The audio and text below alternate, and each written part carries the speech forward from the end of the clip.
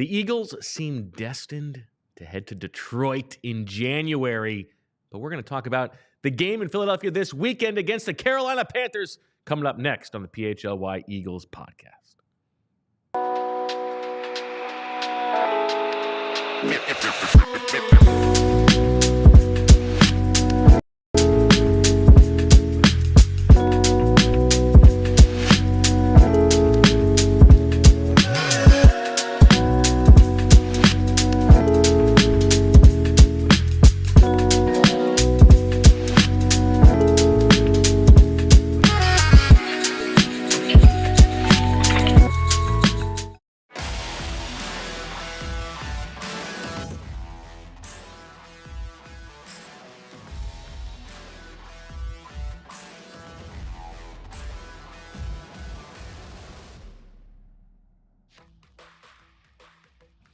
Hello, everybody, and welcome to the PHLY Eagles podcast on a Friday afternoon.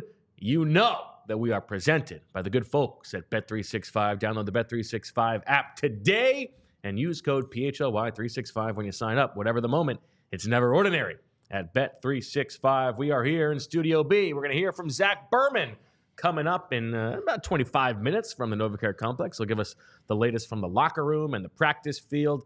All signs point to DeVonta Smith returning for the Eagles on this weekend, with Dallas Goedert unlikely to play. Deniz Selman is in the house. How you doing, Professor? I'm doing okay. We're planning a big birthday party for everyone tomorrow. Excited about that. I've been busy with that.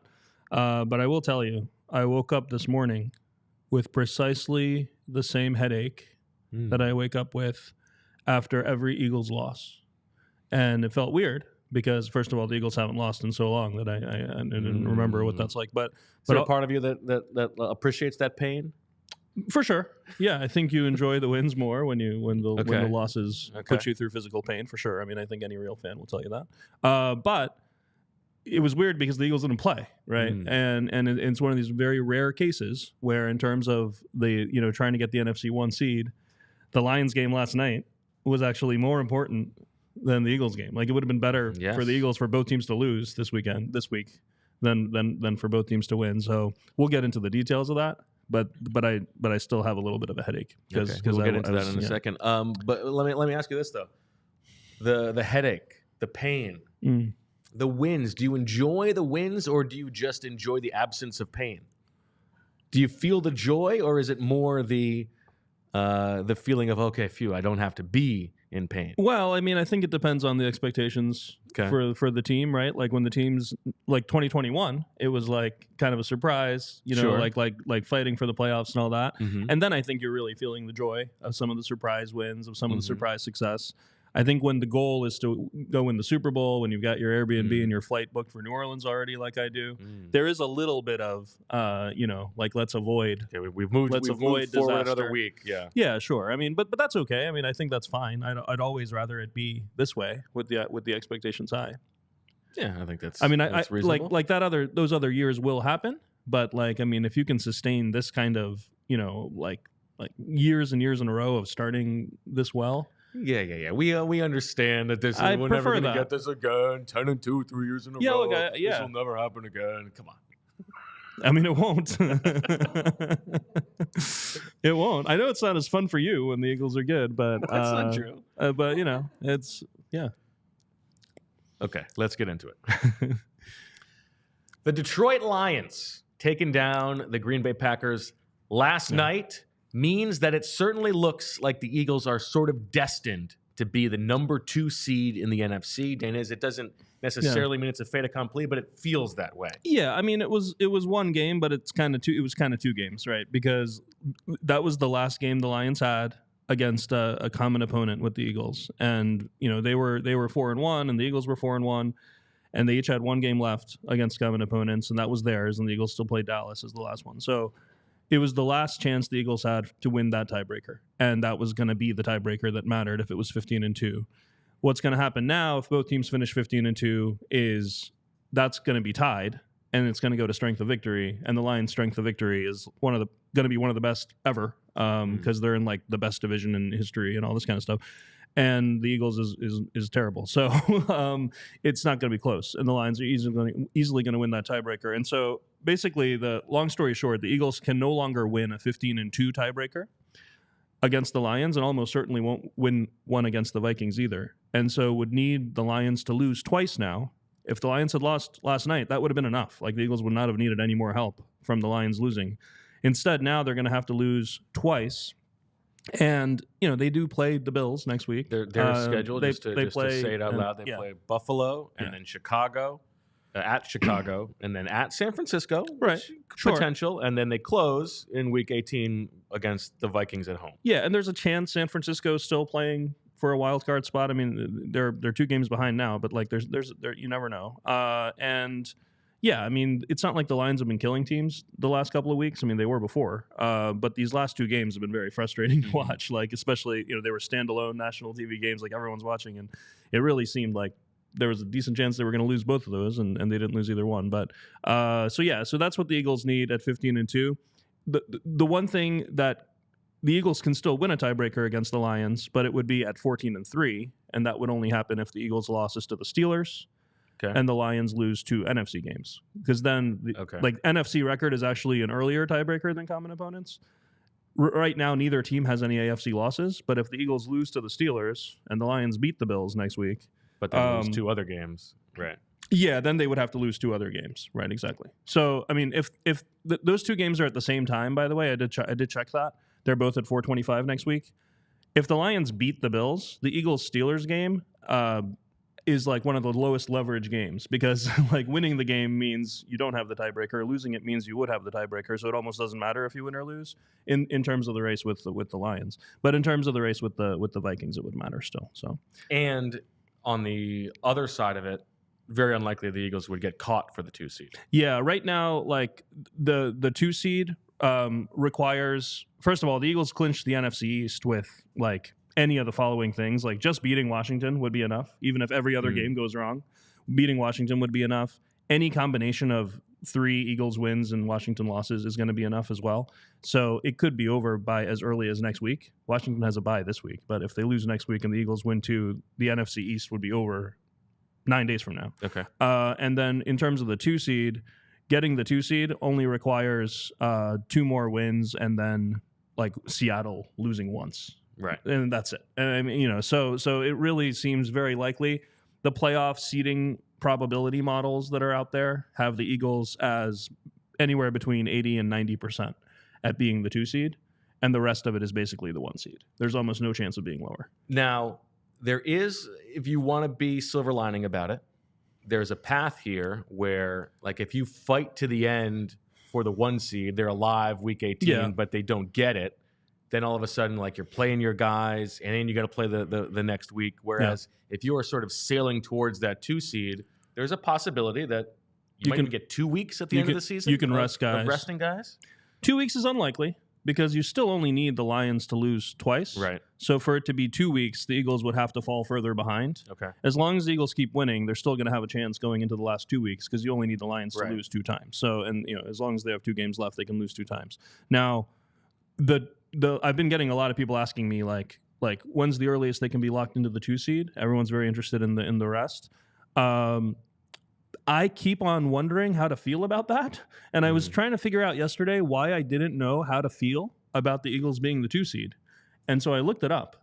The Eagles have made the playoffs 26 times since seeding started in 1975. Do you know how many times they've been the 2 seed? Once, and it was in 1980.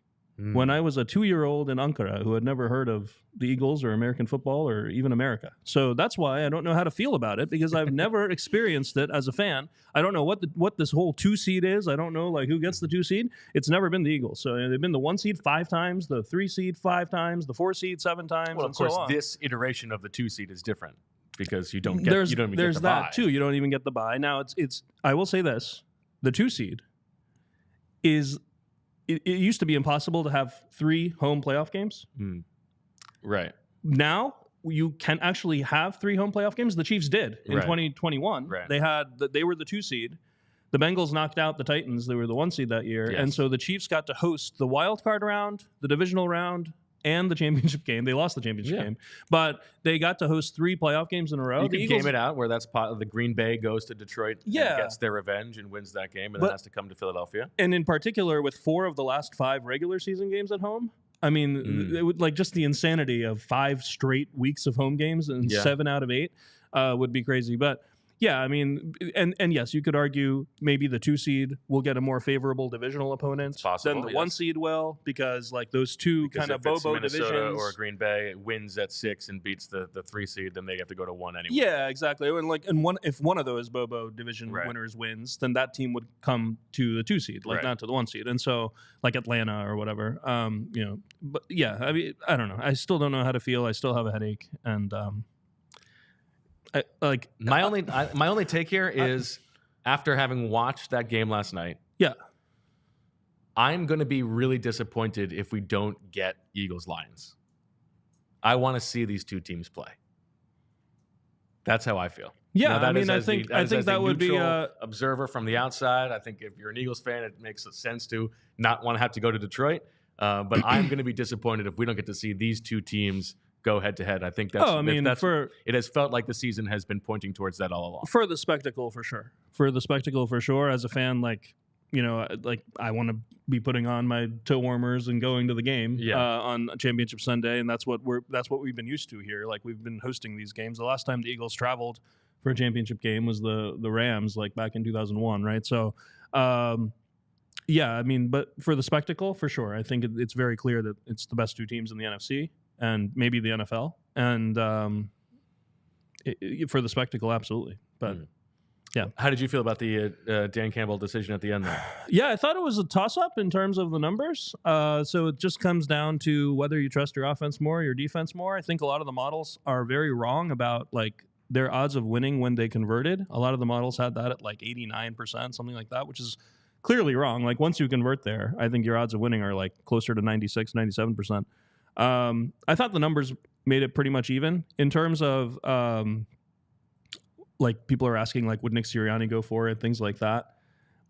I mean, the answer I think is, I don't think any other coach would have gone for it, but it's for the reasons that we've talked about before, where they don't want to be the story, right? I don't think that it was a wrong decision. I think it was just kind of borderline. I did think this morning it was interesting when Sirianni was asked about 4th down process. He listed in order 4 things that they use. The first, he said, the analytics charts. So far, fine. What they've done in recent history, absolutely wrong. Okay, should not be considered. Their plays and their players, absolutely correct. Like, that should definitely be part of it. And then number 4, what other teams have been doing. Again, wrong. So 2 for 4 there. Would have liked to hear the order be a little different there, but it seems like those are the exact 4 things that they use. So there you go. Yeah. Let us know in the chat. Would Pecker you rather be the 1 seed or the 2 seed? And well, let me think, because obviously you'd rather be the 1 seed. Let's make this the right Woodpecker. Woodpecker, you rather get to rest in week 18 and be the 2 seed, or go into week 18 and have a 40% chance of being the 1 seed? Yeah, I mean, the Lions play the Vikings week 18, so maybe the best way to pose the question is, would you rather it be known, Woodpecker, you wait, what? What happens when you list one thing and then Woodpecker, you be the 2 seed for sure? Woodpecker, you rather be the 2 seed for sure, going into week 18 and getting to rest people. Now, people are going to talk about Saquon and the record then, so that's a whole other issue. And then, or need a Lions loss to get the 1 seed where they're playing at home against the Vikings. Yeah. Okay. And you play your guys and take on that inherent risk. Right. Now here's a scenario, since the chat's talking if you're not listening live, comment under the video if you're watching after the fact, and let us know. The chat's talking about how much useless information I have. How about this one? What if the Lions lose once, the Eagles don't lose at all, and the Vikings don't lose at all going into week 18? Freeway tie at 15-2. The Eagles would then need a Lions-Vikings tie and a win to get the 1 seed. Do you play your guys then? if they need a tie? What if you don't and you lose to the Giants and then they tie? What do you do then? You just say that's just how God intended it or something. Yeah. That's how the Campbell crumbles. Yeah. All right. Okay. All right. Anything else from watching the game last night that stood out to you? Like matchup wise, would you be worried about the? I think the Eagles are better than they are. I really think like there are certain things they do in the play action game, the pass game, where it just seems like they're just on. You know what I mean? And so that's what would make the matchup so fun, because the Eagles defense has been so good at coverage and so good at like calling out what the other team's doing and pointing things out and helping each other and all that kind of stuff. Like it would be good on good for sure. So, but yeah, I don't think the Lions defense. I don't think split. Some people say play for the one. Some people say rest. Yeah, I mean, my answer is always going to be play for the one. I mean, it's so important. Like the one seed is so important. But yeah, I mean, it's like an automatic playoff win, plus sure the championship game at home. Like Woodpecker, you rather be the 2 seed if you know that the path is Commanders in the wild card round, Falcons or Bucks in the divisional round, and then you play the winner of Lions Packers. So there's the possibility that it could be Packers at home or go to Detroit, or be the 1 seed, but then in the divisional round that the Packers are coming to you. No, you still want the 1 seed. Okay. Yeah, I mean, because if you can't beat the Packers at home, then what are we talking about, right? Yeah. So yeah, I think the rest has a big impact.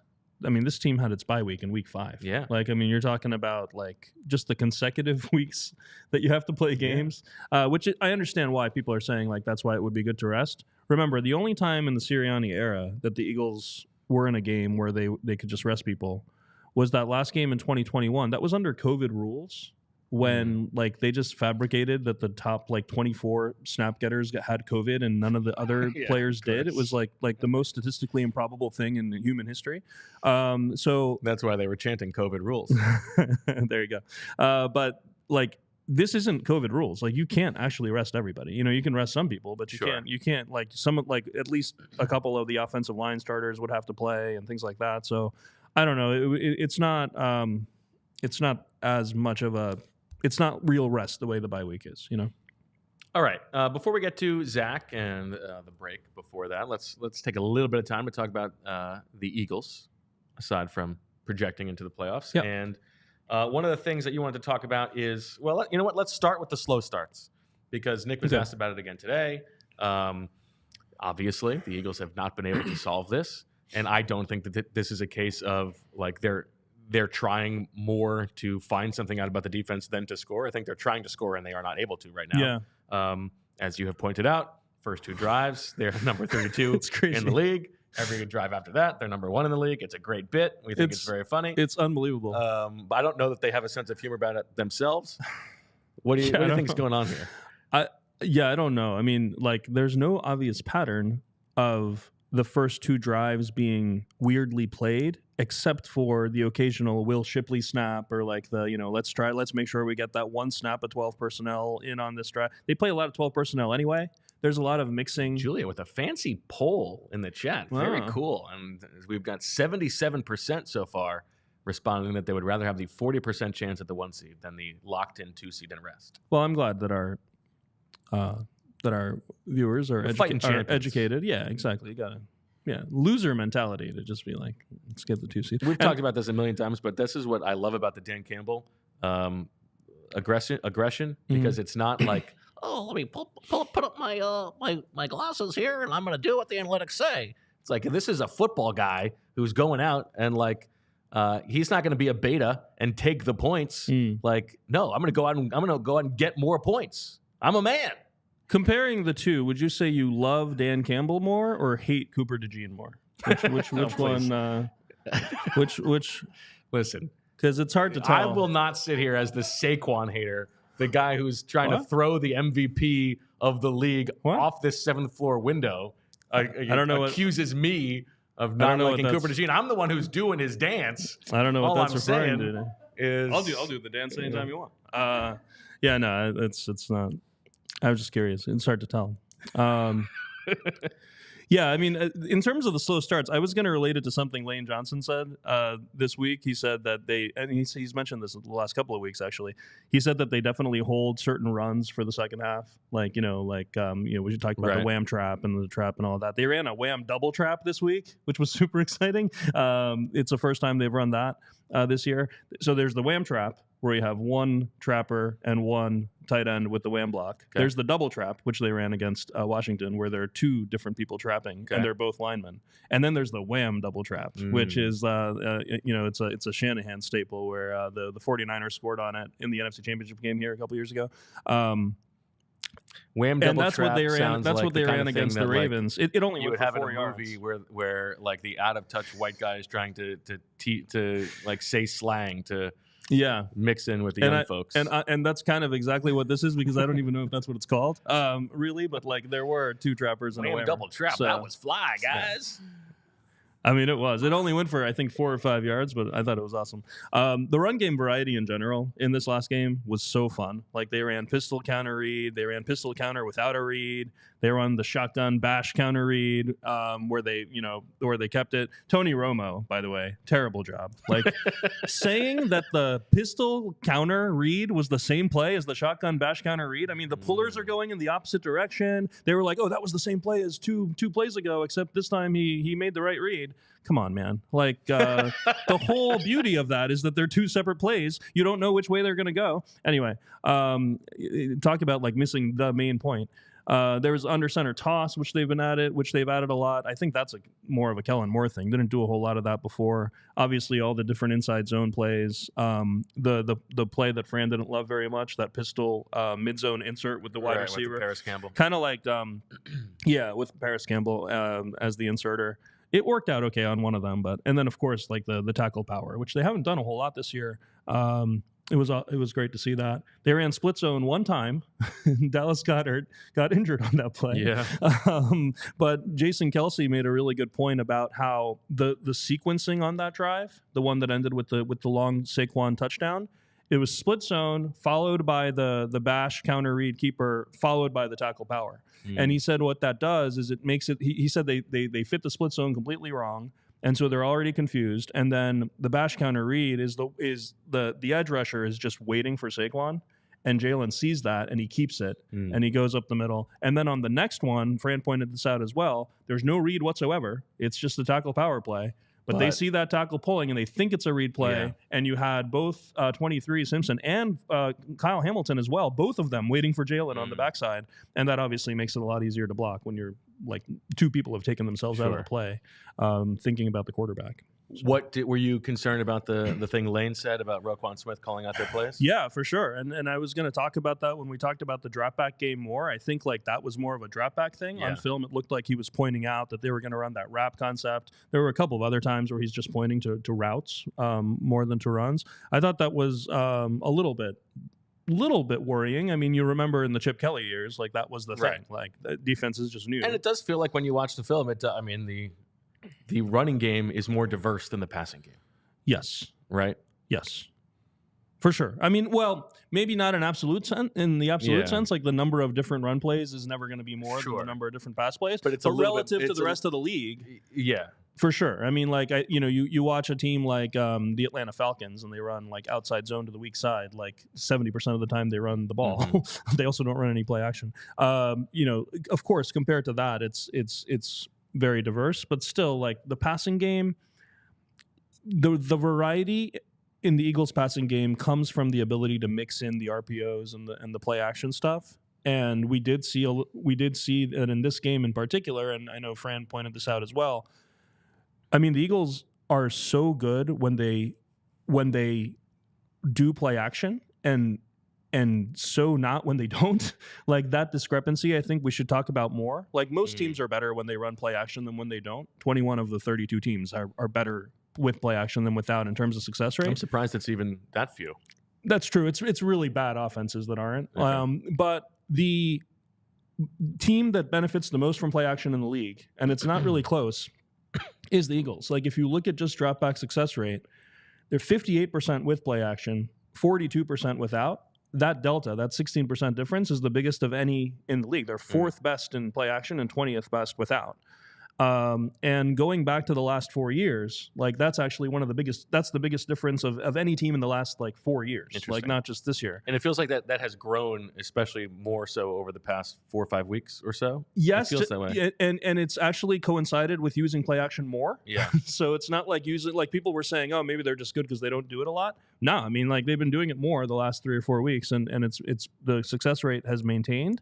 And also just looking at I was going to ask you if you think this is a Kellen Moore thing. If you look at the last 4 years, I tweeted a chart about this yesterday. The no play action success has been the same over all 4 years of Sirianni Hurts. But the play action success is much higher this year than it's been in the other years. And so I was going to ask you if you think that's like a little bit of a Kellen Moore thing. It's mostly shotgun play action. They still don't run a whole lot of under center.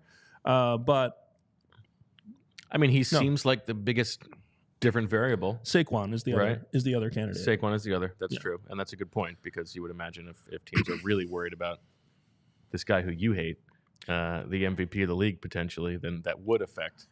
I think everybody knows that this is a bit, right? I think it's fair to give Kellen Moore credit for that. Yeah. But I also think it's fair to say that, it would be nice if Kellen Moore was helping more with the other stuff too. Oh, absolutely. I mean, when you look at the pure drop back game, I think Fran spent enough time talking about the RPOs and everything. We don't need to get into it again. Like those are really good, like 2 RPOs in a row to get the touchdown and all that. But you look at the pure drop back game. I mean, there was a play where 3 guys are running like curl routes into the same area. Like it looks like they're not even like running the right play. The first 2 pass plays of the game were cover 2. One of them wasn't even disguised. Fran broke down the one that was, but like the first one wasn't even disguised. There's a guy wide open in the turkey hole, and like Jalen's just not throwing it. Like on Thanksgiving weekend, no less. I know, turkey hole was such a great term. And then what else? Oh, there was a 3rd and 7. It was max protect. Okay, and there were only 3 routes. And they're all 5 yards past sticks, like into the teeth of the zone coverage. And it's like, make it easier. You know what I mean? Yeah. Like make something easier. You're only running 3 routes anyway. Somebody somewhere else. Yeah, I mean, and it's not like they were blitzing either. So you're running 3 guys into a 7-man coverage, like all deeper than they need to be. And then, I don't know, they ran mesh against zone once, and so it didn't work for that reason. Like those multiple wrap plays that Fran broke down are examples as well, where once the defense knows it's coming, they can stop it. I don't know. I mean, I really do wish that we could get a better pure drop back game here. But honestly, the easier thing might just to be to like go ahead and run more under center play action, run more RPOs, right? I'm not saying run the ball more. They're running the ball enough. They're running the ball enough. Musa, the turkey hole. Hole. We're talking about in cover 2. Yeah. There's that little hole where the outside corner is letting the receiver release past them to where these deep safeties then have to come over toward the sideline. And there's always a little space on the sideline. Think of it as about like 20 yards down the field or so, 15, 20 yards down the field, where there's usually opportunity for the quarterback to sort of rifle that ball in there in what they call the turkey hole. I don't know why it's called the turkey hole.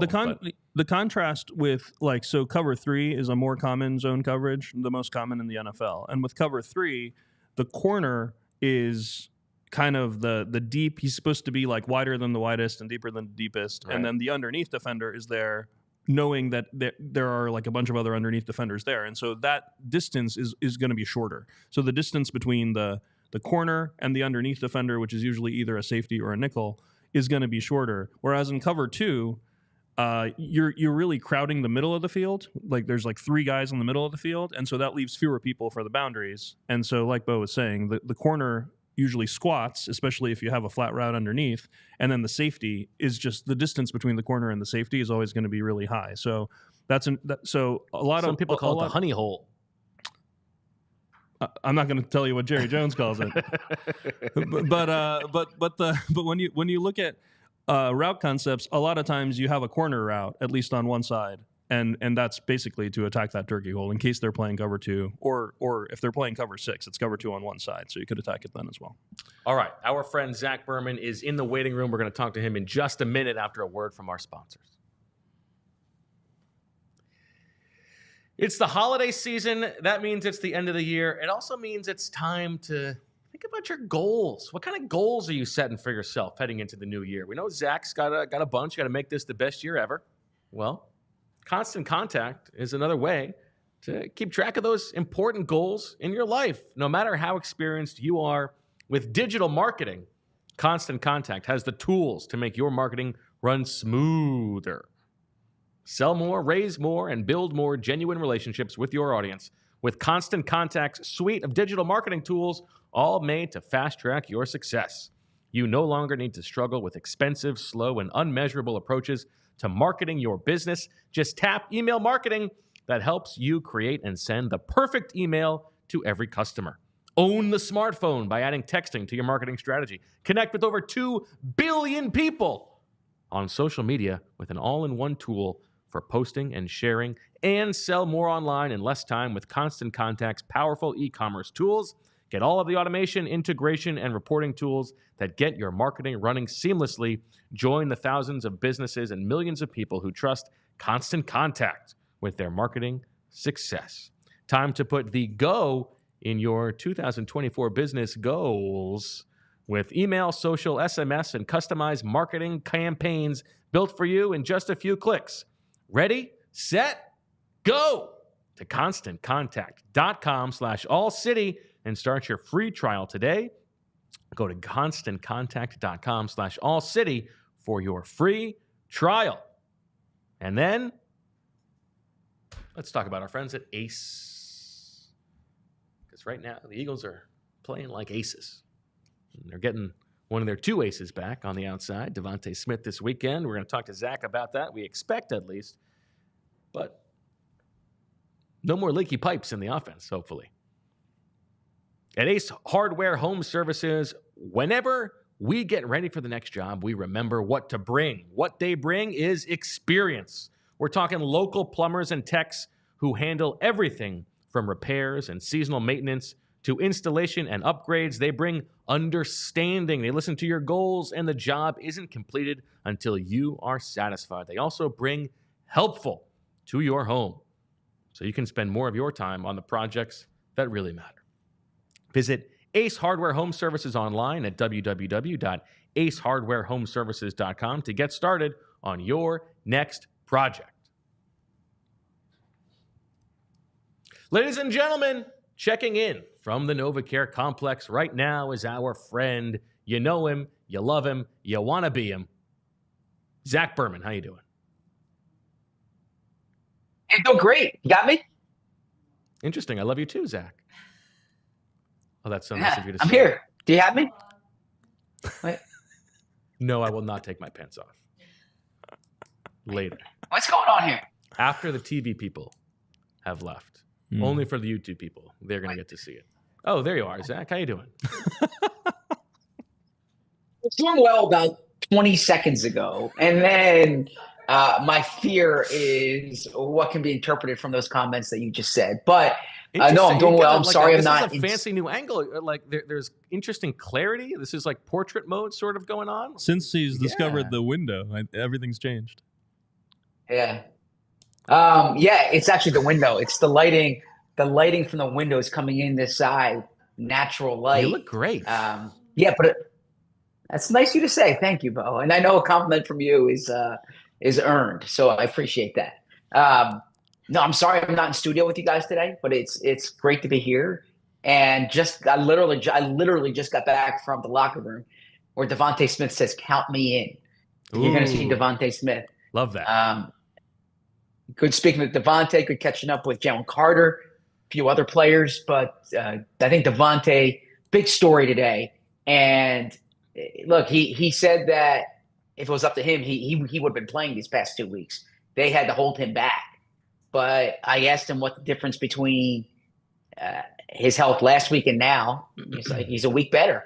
He says that he got 2 weeks. He got a nice 2 week break. And he's ready to go for this run here. I asked him about the next year for the passing game. He said, when they need him, they'll be ready. He said, when they need the passing game, they'll be ready. Interestingly, I asked him about Bryce Young. This is a cool nugget. Him and Bryce Young were actually roommates in college on the road. And it makes sense because both of them didn't eat any food. Because they're thin is what you're referring to? Perhaps they just have really good metabolism, Perhaps. right? That it could be that. Wait, But Nick was Bryce Young okay with just sitting in the dark all the time? It's a great reference to Bo's story during the Super Bowl run, which you can check out in the archives of a different place. But Zach, Bo, the chat is going absolutely just thirsty over the way that you look. They're, dropped a skincare routine. They're saying they'd love to take you to a nice gas station sushi dinner in Sao Paulo. People are just they're drooling over you right now. What is the gas station sushi referring to? I think it's the mall. It actually just says sushi. Yeah, gas station. I inserted Okay. Gas station's way too hipster. Yeah, I think it's more. It's the I've never the once food court had sushi. Yeah, I've never once had sushi at a gas station. I have had fried chicken at a gas station. I've had Cheetos at a gas station. Zach, you lived in Charlottesville. Hot Cheetos. Charlottesville has an incredible gourmet gas station scene. Just an incredible Yes. variety of like hipster gas station spots. On my way to Scott Stadium, I passed a very popular one that I would roll by. I mean, I would give them free pub, but they got to advertise with us. But I can tell you all about any Charlottesville food under the price of $15. I enjoyed during the year 2008. Yeah, absolutely. What did you? But let's get back to the Eagles. Oh, no, go ahead. Well, yeah. So, anyways, the DeVonta nugget there that I was referring to was, yeah, Nick Saban liked to pair like a promising top recruit with a future leader with a leader of the team, and so that's how Bryce Young and DeVonta Smith got connected, and so they kept in touch. DeVonta's excited to see him this weekend. DeVonta he kind of spoke about. Hey, I asked him about the record that Saquon's nearing because DeVonta has set a few Eagles records: reception leader among wide receivers, rookie receptions, and he's like, "Oh, you definitely know when you're on the field." He's like, when you're close, the number you're at. Like I always appreciate DeVonta's honesty with some of these questions. So some of the players are like, "Yeah, I don't keep track of that." DeVonta said that the players definitely know. He said they're all excited for Saquon to break it and for them to have a role in it. So there'll be that's kind of the gist of the DeVonta info. Jalen Carter, he said that he spoke about the conditioning has been a big part of the improvement or the fact that he's able to play every snap what they did during the offseason. He spoke about Vic Fangio's box drill as being particularly beneficial. The holding penalties that he's been drawing. He's like, you got to go to the next play. Sometimes he says something to the official about it. Like, did you see that? He's like, but even that play when he got pulled to the ground, said the next play was a big play. So you just gotta move on to the next play. He obviously has background with Bryce Young, played against him when he was at Alabama, or when Bryce Young was at Alabama. Jalen Carter was at Georgia, and then I caught up with Jalen Carter for a little while afterwards. I'll give a little tease here. If you're a diehard, there'll be a story in the next few weeks on Jalen Carter that it's going to have some good nuggets in there. Ooh. I'm excited to write that and share that with. Yeah. Jalen's guy. I think there's more to Jalen than meets the eye sometimes. I think that's right. I was thinking about Jalen. Tell me what you think about this, Deniz. I think if Fletcher Cox is the bar, right? That's a very high bar. We're talking about a borderline Hall of Fame player, one of the best players in franchise history. He's got a long way to go to reach that. But I think it's fair to say that Jalen Carter right now is better than Fletcher Cox was in the second year of his career. Yeah, I heard Ron Jaworski was asked on WIP this week about comparing Jalen Carter to Jerome Brown's second year and Fletcher Cox's second year. Okay. And I don't remember Jerome Brown's second year, but he was like, I don't have any memory of what their exact second years were like, but his sense was that Jalen Carter was ahead of them. That's kind of the same with me. I'd have to go back and look and think harder about exactly where Fletcher Cox was at this point. So Fletch had 5.5 sacks as a rookie, but then 3 in his second year, but was a full-time player, and you could already see that it was more like you could see the strength from Fletcher Cox that was uncanny, but I don't think he was as polished as Jalen Carter. I'm wondering if part of the Jalen Carter thing is that, like, now that the defense is so well coached and so good behind him, you're really seeing it's similar to the Saquon like, you know, multiplying effect, where Saquon is much more useful to this team than he would be to a bad team. Jalen Carter's sort of the same way, right? Because he's attracting that attention. Like you know, if Milton Williams wasn't winning next to him, it might not be as useful. Or if the coverage wasn't good, it might not be as useful. So part of it might be that.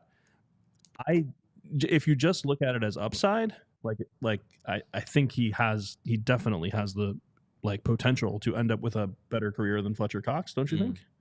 I think it's possible. I mean, I'm fully aware that that's a very high bar. I think it's possible for sure. There was a timeline out there in which that would be the case. Go ahead, Zach. Yeah, and Fran points out in the chat that he was adjusting to the two-gap Bill Davis scheme in year 2, which didn't automatically seem like it was going to be a good fit for him. And I remember going to a game and it was actually Rich Hoffman, the senior, on the pregame show. I just remember him saying, like, real quiet player for where he was picked, talking about Fletcher Cox. And I think it was in that two-gap, like, you know, system where, like, there was a period of his career early where he was kind of considered quiet. So, yeah. Go ahead, Zach. I don't know why I remember that exact moment so well. I can tell you from having covered that year, inside the locker room, there was this thought that, wow, this guy's going to be a star, about Fletcher Cox. I remember that vividly. I remember the sentiment from, at that time, Trent Cole, and, you know, Connor Barwin was in his first year with the team. I didn't know Connor as well then, but I remember that from Trent Cole. Actually, the player who I remember hearing it the most from is DeMeco Ryans. I recall specifically a conversation with DeMeco that year about, like, how good Fletcher can become. And I actually think that Fletcher referenced DeMeco in his retirement speech, didn't he? Something that DeMeco said to him. But I recall speaking to DeMeco about Fletcher Cox that year, and to Professor Selman's point about the questions of like the scheme adjustment. You know, there's that famous line where Jim Washburn said God, you know, created Fletcher Cox to play in this defense, you know, the wide 9, and then Jerry Azzinaro said God created that guy to play in any defense. And you can probably say the same thing about Jalen Carter, in that, like, Jalen Carter is one of those players who, to reference Jason Kelce, when Jason Kelce said Jason Peters and Fletcher Cox were the two players who were like scheme independent. And that's probably how Jalen Carter is. But one thing that I'm really delving into in this story that I'm working on, I don't want to give too much away, but this is part of the joy of having this platform, is we can kind of flesh things out as we go. Is one thing I hear behind the scenes is there's so much attention paid to Jalen Carter's talent, but, like, he actually quietly is really understands the game and has this real, like, fiery passion for the game that sometimes didn't come through on the draft profiles, if you will. And that I know there's people in the building who are like, wow, he like asks really good questions. He's really in tune with offensive schemes, things of that nature. Like, he wants to understand what's going on. So when I say there's more than meets the eye, I think it's something that is probably not as well known about him. I was thinking about that the play he made on the Zay Flowers. Yeah, I was just going to mention that. Yeah. And I love that play because, you know, there were so many times where Brandon Graham, it was like, what are you doing thinking that Brandon Graham is going to fall for this on the backside? You're going to leave me unblocked? You're going to leave me unblocked? He's not going to fall for that. And you're thinking to yourself, well, that's bad scouting by the offense, because you need to know that Brandon Graham, he's put it on tape for years that he's not going to fall for that. Whereas this one was like, it's not bad scouting. Like, Jalen Carter shouldn't be able to make that play. And he still makes it. It's an under center play with a full outside zone action to the left. So, like, the entire offensive line is going left. I mean, everything they're doing is telling you, like, you have to, you know, from Jalen Carter's perspective, like, you got to, like, get on your ass and go right to make sure you don't lose your gap in outside zone. And meanwhile, they're running a jet sweep the other way. like everything about that play is telling him like, I have to go right. And instead he reads it perfectly and gets that TFL.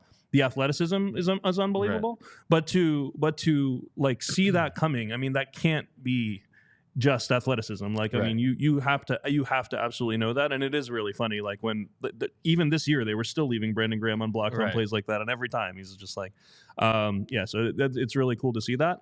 Well, plus, and you think about like the best players in the world in any sport, right? It's not just their athleticism; it's that they are seeing the action at a different tempo, right? Like everything sort of slows down for them. And so, if Jalen Carter is as good as we think he is, it makes sense that he is able to dissect these things quicker than maybe the average defensive tackle.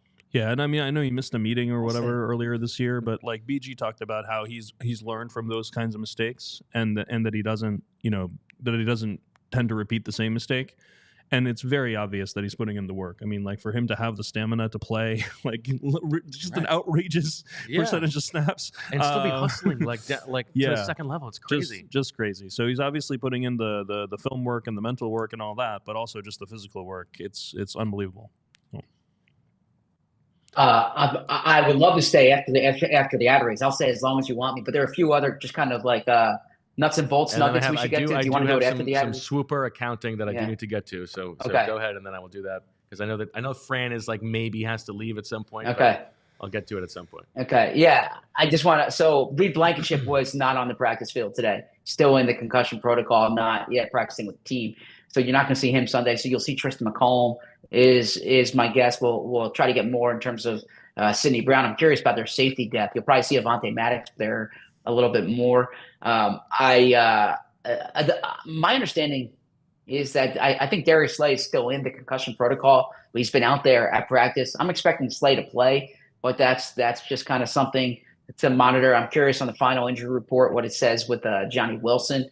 My expectation, as we discussed on yesterday's show, is I think Kahari Blasingame has been kind of been in the tight end room. Now the Eagles don't really have a fullback room, so it's not like he'd be in the fullback room per se. But I'm curious to see what they do at the Ben tight end. Van closet. Yeah, exactly. I asked, on the topic of Ben Van Sumeren, I found it funny when people were like linebacker / part-time fullback, and I wanted to say like fullback / part-time linebacker because he actually doesn't even play linebacker, fullback, right? Special team. But Zach, I'm going to put you on the spot. I'm going to put you on the spot. Yeah. Kari Blasingame is the first fullback on the Eagles roster since. He's already had this back and forth. He was corrected by Brandon Lee. Yeah. Oh, really? Yeah, and since Andrew Burnett in 2016. So on the practice squad. If you're talking about the active roster, I think we should do active roster because of the practice squad rules were different then. Yeah. So active roster then would be 2012. Would be the combination of Stanley Havili, Emil Egwanigu from UMass, the fullback / tight end. I like Stanley Havili. I thought nice Stanley guy. Havili had a little bit of juice. Yeah, I was going to say Havili was the answer because he was the last one on the roster. But yeah. But I do actually think. And far be it from me to correct an outstanding professor from the University of Pennsylvania who his depth and breadth of knowledge is incredible. But I believe Havili ended the 2012 season on IR. So I actually think the fullback at the end of that 2012 season was Emil Egwanigu. Yeah. I could be wrong here. I mean, this is like pedantic 2012 Eagles knowledge. Off the track. But no, I did ask Nick. This is like inside baseball stuff. I did ask Nick about the third tight end thing. Just because I am curious about this. Like, if Calcaterra goes down, they are really thin at that position, and they don't have options here. Now, they could, in essence, they could sign E.J. Jenkins to the 53, put Goddard on IR or something like that. But no, my guess is they elevate Blasingame for this game, and then you can use Jack Driscoll, you can use Johnny Wilson if Johnny Wilson's active. So we'll see there. But I don't think this is like totally insignificant just because they just don't have tight end depth on the roster. And then if you want to know if for some reason they needed to elevate safety depth, my guess is that Andre Sam would be the next one up. He's the only safety on the practice squad, so that would be. Well, no, they have JT. No, Wood. They have a guy JT Wood. No, he was cut. No, a different JT. O'Sullivan. Was he good? No, you're AJ Woods. Oh, but he's a corner. He's AJ a corner. Woods is Yeah. Okay, So Andre Sam has been the only safety for a while, other than AJ. So, I was thinking Zach, of AJ Woods. Zach, both Havili and Egwaganu were on the 53 at the end of the season, but Havili was inactive in the last game. Oh, okay. So, Gotcha. Glad we got that settled. Okay. Yeah. Glad we got that. So I'm happy to stick around. This is fun. All right, let me get to the ads in a second, Zach, and then we'll come back and I will clean up the Swooper fiasco from yesterday. Great.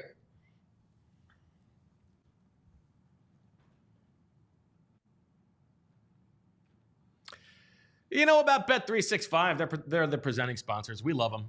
You need to love them too.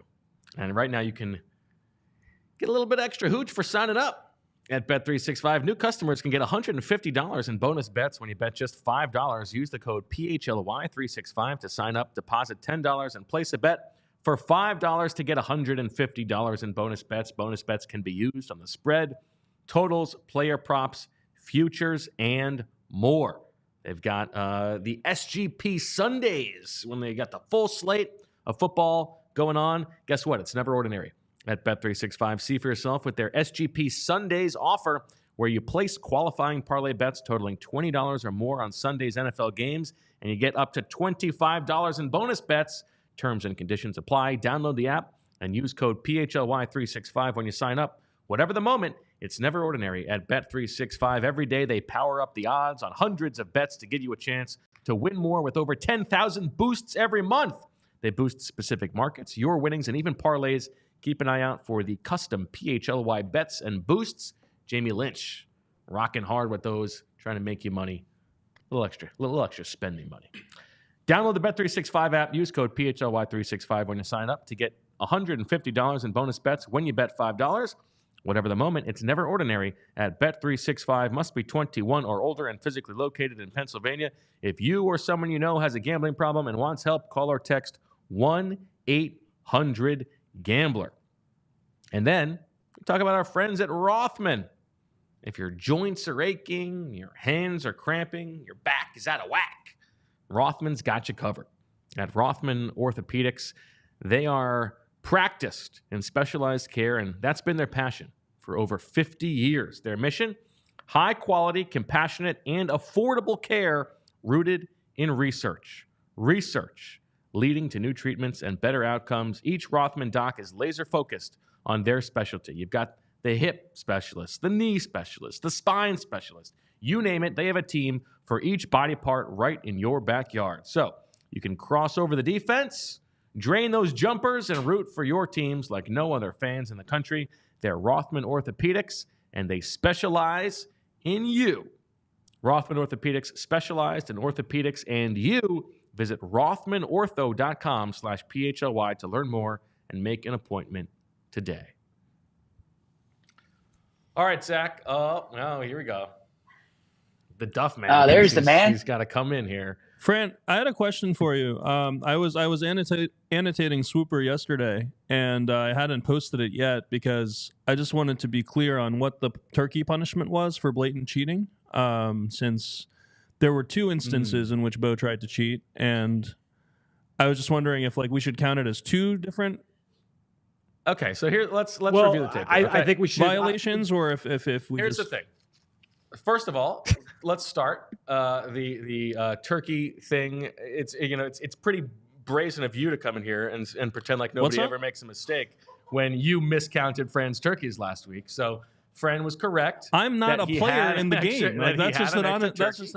I didn't. Fran, you skate on that front. Okay, so you did to be clear. Did in fact have the extra turkey. I did not hear what you guys said during the watch along, so I was just going on what you said, and you said that you lost a turkey. You did not say Fran got a turkey. I did say it. I rewatched it and I said it. All right. I said Fran gets an extra turkey. Okay. Now there was a misunderstanding by me yesterday, and I made a mistake. So let's go over it. Mm-hmm. The proposal you had of the Bryce Young 10 plus completions, I in my mind was thinking it was one where the turkeys you bid is equal to the number. So when I bid on 3, I thought it was 3 turkeys. Oh, I'm well aware that that's what you did, because you did exactly the same thing before 2 weeks ago, and it was also in your favor. So if you make the same mistake twice, what are the odds if it was just random for it to be in your favor both times? Okay. I mean, and so I miscounted my turkeys. So obviously I'm taking away 2 turkeys from myself. Now, that also trickled down to the next item where this was my points divisible by a jersey number of an Eagles player who scored a touchdown. Now, I think there's a scenario where now I bid 10, but I didn't have 10. Mm-hmm. I think Zach would have kept bidding, but I am not going to make that argument. And so what I think the only fair thing to do here is, I don't want any appearance of impropriety. I think that the only fair thing to do here is say, Swooper is canceled for the season. Whoever is winning at this moment is the champion for the year. Because otherwise we have to go back in a time machine. There's no way to decide what would happen. And so who is the leader right now? Okay, so congratulations to Bo Wolf for winning Swooper Storecasting in 2024. No, I mean, all right. We're going to do the fair thing here. Fran, you paid 11 for it. I was not able to bid 10. I think Zach might have bid 10, but I'm going to give you get it at 9, okay? Which is one more than I would have bid there. So you get an extra 2 turkeys to carry over. So you are now carrying over 9 turkeys instead of 7. I'm carrying over -4 instead of -2. Minus your cheating penalty. And there's no penalty for cheating. Absolutely not. No. Yeah. Hold on. Hold on 1 second. All right. Let's go back to before the segment started. Okay. Before we started doing Swooper, I have verbatim what you said. Okay. So you started it by saying you forfeit 10 turkeys if your accounting is wrong, which I obviously said that's ridiculous. You then tapered that down. How about 2? There should be a penalty for trying to cheat. And I said no. Yeah, I don't try to cheat. This is a mistake. This is not an attempt to cheat. And then you followed that up by pounding the table, no less, and saying, if you were wrong, there should be repercussions. No talk about cheating. There are repercussions. If you were lost wrong, 2 turkeys. there should be repercussions. So, again, you pound the table. So you then said if you have to give the turkey back that you didn't have and you pay a penalty, you absolutely have to pay a turkey penalty. If you were wrong, you pay a turkey penalty. It has been decided. And then we went into the segment. So if that is good, if that is the rule, that is the standard. Zach is like, what did I stick around for? How I'm taking this then is that for the 2 turkeys that you forgot about, blatantly, which by the way, after you said, oh yeah, I only spent 3 there, you went through and reiterated everyone's scores. And it's curious that you got my score. You have my turkey count right. You had Zach's turkey count right, but yours mysteriously was the only one that was wrong. So what do you mean? Well, no, he was trying to short you as well. Yeah. I'm going to say this. I'm going to say this. Fran's value to the show and to the company is obvious, right? Like, I mean, we talk about it all the time. My absolute favorite thing about Fran being on the show is how much he cares about Swooper. It's unbelievable. Like he watched the old Swooper film from Zach past years to like develop his strategy. He's always like trying different strategies during games. The dedication he has to Swooper and how much he cares about winning just makes it so good. And you can kind of tell from the scoreboard which 2 people care about Swooper. Well, so here's what I think, just based off of the standard that Bo set, who is obviously we know, and Zach can agree, the best host in the city, does a great job of hosting the segment every single week. He set the standard, he set the rules, so he said it should be a 1 turkey penalty for if I was wrong about my 1 turkey. So with Bo being wrong about a total of 4 turkeys. Okay, so 2 turkeys that you were wrong on the submission, and then the 2 that you cost me. No way. I think that you should lose 4. Yeah, you lose 4. You Absolutely lose for not. all 4 turkeys that you were wrong. No. I'm not wrong about your turkeys. I'm bidding with what I thought I had at the time. If you want to make the case I should forfeit 2 turkeys, I'm open to that. 4 is insane. I think that I should get 2. I get 2 back, no question. You said that as much. I think that's right. So I get my 2 back. Meanwhile, you Zach is just sitting on his hands, like no chance that Jalen Hurts is going to score a touchdown. How about an extra bid, my man? We wouldn't even be in this scenario. You absolutely need to lose your 2. No, but I did find it. I don't want to say unfair, but that Fran just gets 2 more turkeys added them and gets the item for 2 turkeys less. When I was interested in bidding on that, and I had a number, and that number was 10. So I would have gone up to 10 on that item. My number was 10. Fran. I can't go. But you can't go. I would have gone to 10, but you can't go back in time. Also, maybe if Zach had gone to 10, Fran wouldn't have bid 11. Because the stakes are different for Zach to win the item than for Bo to win the item. You can't just go back and say that things would have been a certain way. Yeah. So this is hard to litigate. I'm staying out of this one. I mean, when I talk about things that I care about and things that I don't, this is this is not one that I care as much about. I do think if we can't come to an agreement here, then we just call it, and I'm the winner. Zach's staying out of something that has to do with Swooper is par for the course. We should come to expect that. Yes. But guilty as charged. I mean, this after DeVonta Smithgate a few weeks ago. Thanks for everybody watching on TV, by the way. If you want to see how this argument ends, check out allphly.com. And by the way, the results are in on the chat. Make sure you hit the like button, subscribe, all that good stuff. What do we got? 72% there, Julia? 72% say that they would. Oh no, who was right? Oh, you got. Oh, this. I thought this was still the number 1 seed. Yes, 72%. Well, there's no who was right, who was wrong. There's no. I mean, 72% that's clear that Bo was wrong. Fran is right, and the other 28% are minions. Actually, it's going down to 27% now. So, all right. Yeah, I think at the very least, all right, so I get 2 turkeys back, no question. You but get your look, turkeys back. You said for every turkey that was wrong, there should be a 1 turkey penalty. Agree to it. You said it's been decided. We moved on and we went. So that is rule. That is now law by the order of Bo. I believe the gavel was sounded numerous times afterwards. Julie, is it okay if I change the topic? Okay, Fran, while you're on, I had one other thing to say about the offense, and while you're here, can I pose it as a question for you? You can, yeah. Don't worry, I'll make sure Bo gets penalized in my annotation. But here's the thing: then I wouldn't have bid the same. There's all this sliding doors. You can't just re-adjudicate all of it. What do you mean you wouldn't have bid? You didn't have the turkeys to bid. I'm talking about the last item.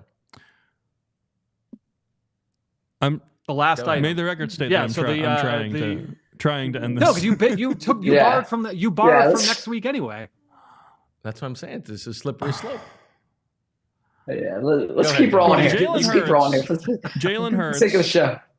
Is Jalen Hurts' dropbacks are ending with him not throwing the ball, sacks plus scrambles, at the highest rate of his career. 18% of the time he's dropping back. He's not throwing the ball. He also has the highest time to throw of his career when he does throw the ball. That 18% is up from 14 last year. I was going to ask, when you watch the film, what about this year's offense and this year's Jalen Hurts performance is leading to that discrepancy? Because it's a big jump in terms of how much he is either getting sacked, and we know the offensive line is good, so that's not it, or scrambling. Well, I think over the last few weeks, we've seen him scramble successfully at a higher rate and do a nice job with those scrambles. And he's looked more decisive with those scrambles, too. They haven't even been like, oh, it's really late in the down. He's been really decisive. Hey, like first read, maybe second read. All right, now I'm going. And so we're seeing the green light with Hurts that we haven't really seen for a couple of years. So I think that's part of it.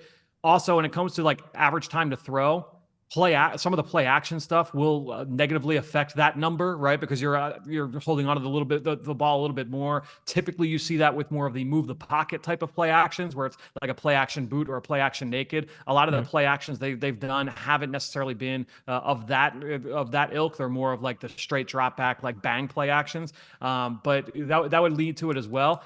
I mean, the other part of it is just like the pressure numbers, and we've talked about this a lot. Is that Jalen has invited pressure at a much, much, much higher rate this season. And it's funny because when you look at the pressure rates of the offensive line, like in terms of how those guys are graded, I mean, Lane Johnson's under 2%. Jordan Mailata is right around 3%, which is like both guys exorbitantly low, like way out in front of everybody from an offensive tackle standpoint. And it's not like the guards and center aren't doing a good job there. Like they're modest, 9%, 8%, 7%. So those guys are doing a fine job. A lot of the pressure that gets counted against the Eagles is due to Jalen's doing it. Now, a lot of that was in the first half of the season. It has gotten slightly better, but still not to where it needs to be. And so I think that that's part of the inconsistencies we're certainly seeing with the drop back pass game. Yeah, I mean, just to support that with some numbers, like he's under pressure. Like the under pressure number has gotten better. Like you said, he's kind of in the middle of the pack now. Yeah. Jesus Christ. Coming back for Zach. This is what happened. That was my yesterday, penalty. No more penalties. Yeah. What on earth? I'm not following my life. The heater. The heater. Oh, something. Huh. Gotcha. Okay. Wow. The creative heater. Hold on. I'm waiting for my heart rate to go back. Man can dream. I was gonna say Man can dream. Instead of adjudicating Turkish. In terms of how much Jalen benefits from not inviting pressure, I mean, he's 5th in the league in EPA per dropback when not under pressure, and all the way down to 22nd when he is. I mean, like everyone's worse under pressure, obviously, but this is just rankings within those categories. And so it would be nice if that didn't happen. It seems like holding on to the ball is what's doing that. But yeah, I was wondering if you thought there was any sort of scheme related reason there, but yeah. Yeah, I don't necessarily think it's more par for the course, like what we've come to expect, and some of the issues that we've seen from Jalen from the past game, and the entire structure. All right, Zach, I don't want to make you just sit there and not be part of the conversation. So, is there anything else you'd like to add? Yeah, just I'm gonna let you guys keep rolling with this because I got some transcribing I need to do, and a busy night ahead of me tonight. Just 3 quick things I just want to mention. First, I want to get my prediction on the record because I'm not on the. This is my last show until the pregame. My pregame hit. I think the Eagles handle this game. I don't think they look over Carolina. I haven't seen evidence of that in the building this week. A.J. Brown referenced the Arizona game last season as an example of like how they can or how they need to be locked in. They can't look over an opponent. And so I don't anticipate that occurring. I think Carolina puts up more points than maybe others would expect. I'm predicting Eagles 31, Panthers 20. So Eagles win but don't cover. Now it's a big line. It's a 12.5 point line. Second thing I want to say is I so appreciate what all the Spotify raps that we've been getting in the last 24 hours. On Monday, I will go down a roll call for everyone who sends us. I've gotten some over email, some over DM, on Blue Sky and on Twitter. Keep doing that. Keep sending your raps. I will mention everyone by name in Monday's show. And then the last thing, if you don't mind, if I can just give a shameless plug. I recognize that it's shameless. Tonight, I will be at Steppy's 2912 Bar and Grill at Our Town Bowling Alley in East Norriton, signing books. That's from 6 to 8 p.m. Tomorrow, I will be at our friend Wheelhouse Cards at their new location in Ardmore from 11 to 1. And then I will be in Phoenixville from 2 to 4 at Reeds and Company.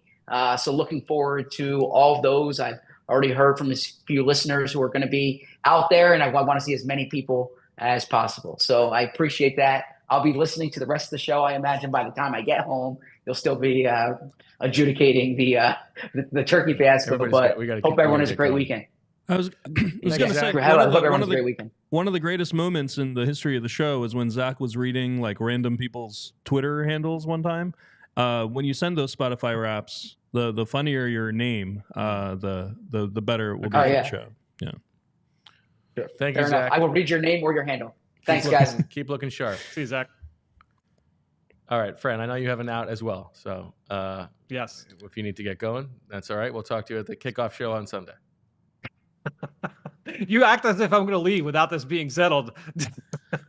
It's got to go to the Supreme Bowl Court. I mean, I'm not giving up the penalty.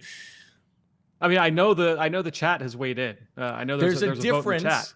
There's a difference between misadding something in the middle of also running the show and doing it live versus the penalty that would have been levied if you had had all week to think about it and said that you did the accounting yourself and then were found to be lying.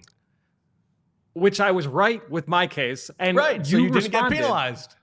And nor should the person who just made an honest, simple mistake be penalized either. Even the actual if you Supreme were wrong, Court there gets should it be right repercussions. More than the Supreme Bow Court. A great host once said, if you were wrong, there should be repercussions.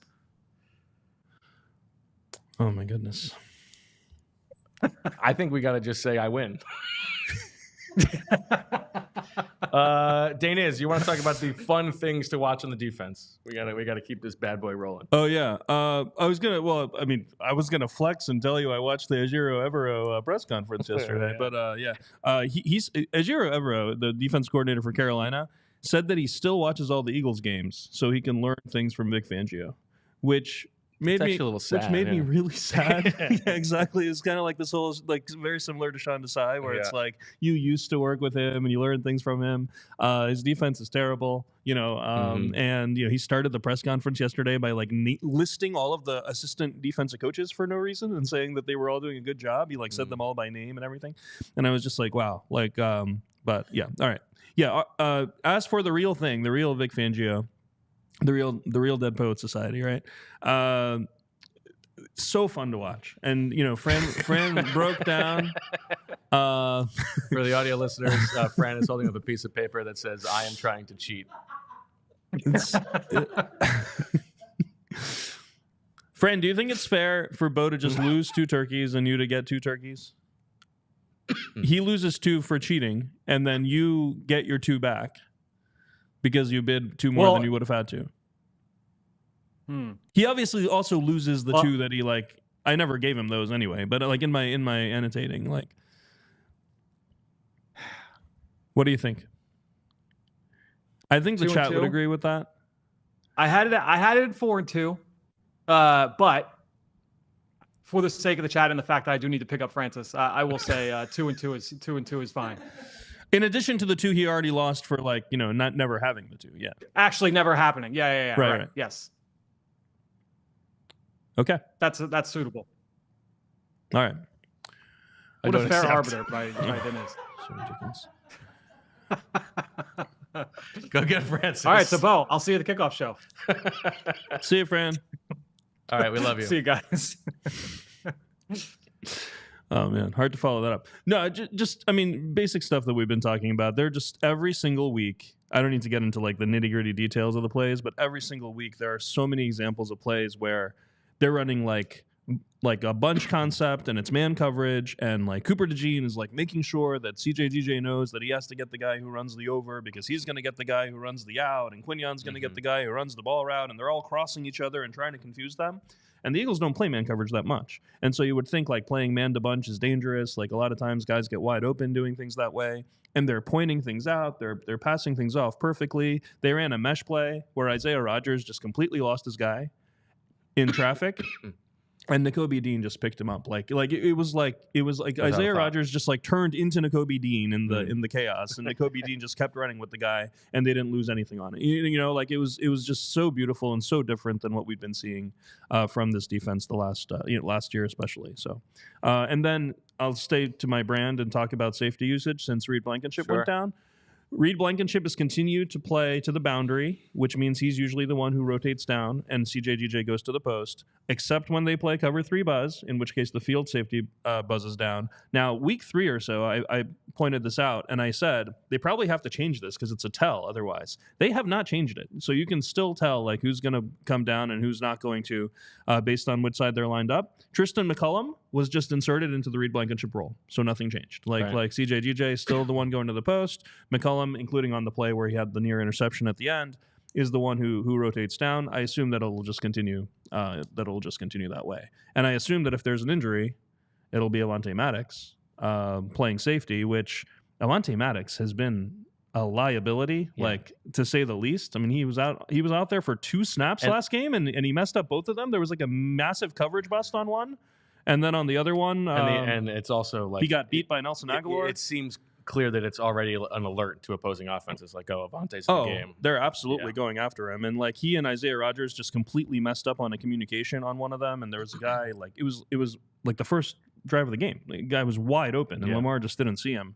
That would have been a disastrous way to start the game. It would have been like a massive completion on a complete bust for a touchdown on the first. I think it was the second dropback of the whole game. They were in dime on that.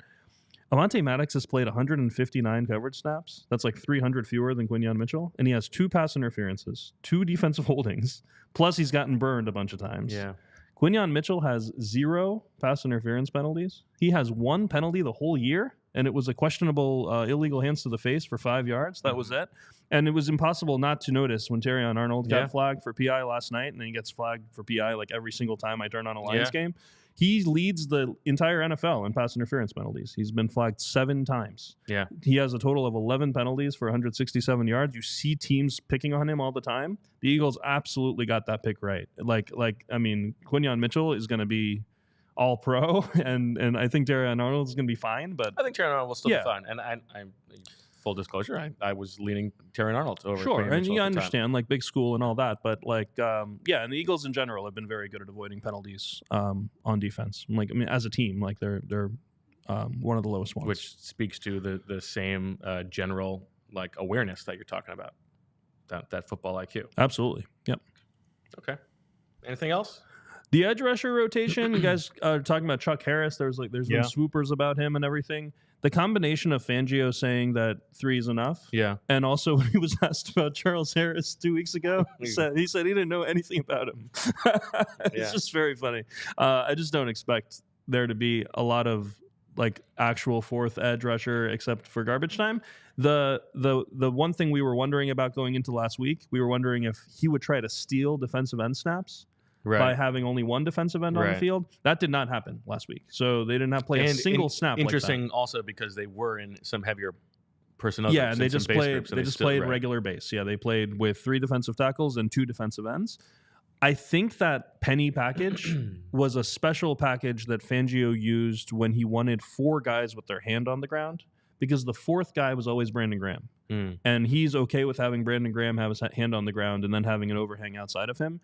I think the 3 guys that are playing now, he doesn't want any of them in that role. Like Josh Sweat, Nolan Smith, Jalen Hunt. Like, you don't want one of those guys with their hand on the ground on what you think is going to be a rundown. And so, that makes sense. And so that package might have been a Brandon Graham special that we're not going to see anymore. And so, interestingly, that actually means you need more defensive ends on the field. I mean, I wonder if that's a very bit role that Chuck Harris could play. Is he that kind of player who he's not that? He's more that kind of player than those other 3 guys. That's true. I mean, that's something that is worth discussing, is that like not only are the Eagles thin at defensive end now, but they're very unvaried. Yeah, exactly. It's like 3 very similar types. players. Yeah, exactly. Okay. All right. Some super chats to roll through before we get going. CDP, our man, says, did anyone mention Miles Sanders? Has his Eagles career become vapor? If Miles Sanders can be forgotten, does that mean I will be forgotten as well? How transient we all are. Deep thought from Chase Danville from CDP. I think Miles Sanders is interesting in the thought experiment of A.J. Brown and DeVonta Smith like being okay, sort of playing second fiddle in this offense and not getting the ball as much as they might like because the team is so run heavy and they're winning. I don't think that would be the case if it wasn't a guy like Saquon Barkley getting the ball who is to those guys such an unbelievable athlete and is also making more explosive plays out of it. Even if the Eagles were still a very, very good run offense but were running as much as they are now with Miles Sanders, I think they would be a little bit more agitated to not get the ball. Oh, 100%. I mean, every time they're asked about it, they call Saquon Superman, and they say when Superman's back there, like he puts his cape on, like we're not going to say anything to that. Like I think if it were Miles Sanders or DeAndre Swift getting similar success without the flash, they would maybe think a different way. So, Jack, and then the getting paid thing, probably helps a lot as well. Jack says, question for the professor, what's the best path to the 1 seed after the Packers loss? I think we talked about this at the top, but give us the 10-second. You need the Lions to lose twice, and so I think next week's game against Buffalo is going to be the one that really tells us is it likely or not going into the last 3 weeks. Because when you talk about Bears, 49ers, Vikings, Of course, they could lose 2 of those 3, but it seems unlikely. Whereas losing 1 of 3, I mean, for any team, anytime you talk about 3 games, the chance of losing 1 of them is always going to be like significant. So next week's game when they play the Bills, it's at the same time as Eagles-Steelers. That's going to be big. And then you do need the Vikings to lose eventually. I just keep saying that'll happen. I know. It's annoying that they don't, but and since you need the Vikings to lose, and you also want them to beat the Lions, it'd be nice if they lost before that that last game. And then it would also be really nice if that last game is for something, right? Like the Lions Vikings is if that's for the division, then it's more likely that it could be a loss for the Lions. All right. Jalen All Sicko Dio Made says in the Pacific Northwest and Hawaii, they have they have big gas station sushi poke scene in Hawaii. Okay, awesome. He also says +2 for Fran and -4 for Bo. Obviously, we're not going to do that. +2 for Fran. I lose my 2 turkeys. There's a chat, Julia, that says how many turkeys should Bo give up? Seems like the overwhelming result is that people think I should get extra 10 turkeys. So thank you to the sickos. Wow. Yeah, I think you guys are right. If the Eagles win, it will match the longest winning streak in franchise history at 9. They've done it 4 times. 1949, I believe that was Greasy Neal. Again. 1960, 2003, after the 0-2 start, and then 2017. There was a 9-game win streak after the loss to Kansas City in week 2. So chance to have the longest ever. And we were talking about this before the show. It's very weird to have this many weeks left in the season, to have the Eagles be rolling, playing like maybe the best team in the league or one of them, and to have these games now, especially with the Lions win yesterday, like seem to be so low leverage. You know what I mean? Like I don't know how to feel. Yeah. And especially if they beat the Bills next week and it's really looking really hard to get the 1 seed, hard to drop out of the 2 seed. I'm wondering how that's going to impact. Like I'm sure the coaches will be very good about making sure the players aren't impacted, but like it'll be hard not to be impacted a little bit by this feeling that like you're they're waiting, sort of locked in, and you're just waiting for the play. I mean, like there are 8 weeks until the NFC Championship game. Like we're talking about like Eagles Lions collision course or whatever. Mm-hmm. Like this win streak started as long ago as the NFC Championship is from now. You know what I mean? Like the amount of time. Nick cut his hair like Britney Spears. The actual what's that? When Nick cut his hair like Britney Spears. Yeah, that's right. Yeah. That's right. Yeah, maybe he'll have to cut it again to bring some juice back, because I'm just concerned that there's this like long period of time when like the only thing that can happen is guys can get injured. You know what I mean? Like, so hopefully the Lions... now and I know that this is not the case, but it also sort of feels like it's almost locked in already that it's going to be the Eagles hosting the 7-seed Commanders, because they're 2 games ahead of the other wild card teams, and it's unlikely they're going to catch either the Packers or the Vikings. Now I know that they're only 1 ahead. They're only 1 ahead. Yeah. Okay. 2 in the win column, but only 1 in the loss column. So they have a bye week this week. So okay. Yeah, like I mean, if Tampa Bay beats the Raiders, they're only going to be 1 behind. Yeah, I think Tampa Bay is going to win that division. Tampa Bay beat Washington week 1, that's and right. so they also have the tiebreaker. So I mean, Tampa Bay could absolutely catch Washington. Oh, but you're saying both them and Atlanta would have to stay ahead of them. To fall back. But yeah. Well, Atlanta Washington is a big game week 17, so that could be like a game that determines like who gets the 7th seed or something. So, I mean Washington. The models say Washington has around a 40% chance of being the 7th seed, so you shouldn't think of it as like an automatic. Okay. Yeah. All right. That'll do it for this episode of the PHLY Eagles podcast.